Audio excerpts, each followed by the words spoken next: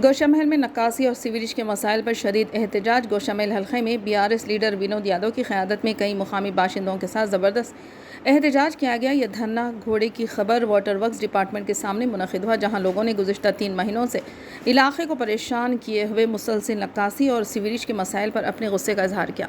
मकीनों ने इल्ज़ाम लगाया कि हुकाम को 12 शिकायत के बावजूद ताहाल कोई ठोस कार्रवाई नहीं की गई। बहती हुई नक्कासियाब की लाइनें और बंद सीवरेज ने कम्युनिटी को शदीद तकलीफ और सेहत को ख़तरात लाहक हो गए। मुज़ाहिरीन ने मुतालिका महकमे से फ़ौरी मदाखलत का मुतालबा किया और इनकी शिकायत का जल्द अज़ाला न होने की सूरत में शदीद एहतजाज का इंतबा दिया।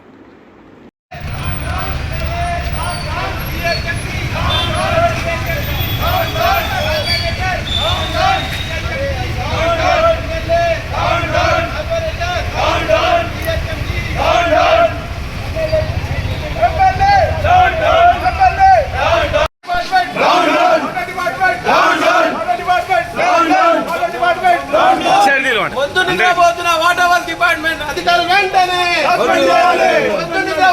వాటర్ వర్క్స్ డిపార్ట్మెంట్ మొత్తాన్ని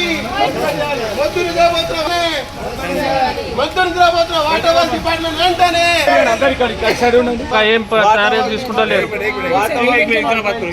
జిమ్మేదారి కాదా? మేము మనుషులం కనిపిస్తలేమా? మా ఇంటి ముందు